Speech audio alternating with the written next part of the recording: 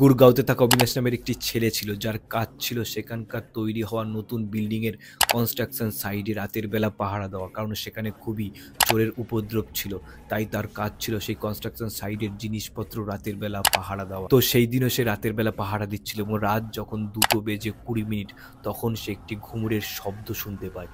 কেউ একজন তার পাশের রাস্তা দিয়ে ঘুঙুর পরে হেঁটে চলে বেড়াচ্ছিল এবং এই আওয়াজটা কিসের সেটা দেখার জন্য সে যখন ছাদের ওপর থেকে নিচের দিকে তাকায়, তখন সে যেটা দেখতে পায় সেটা দেখার জন্য সে মোটেও প্রস্তুত ছিল না।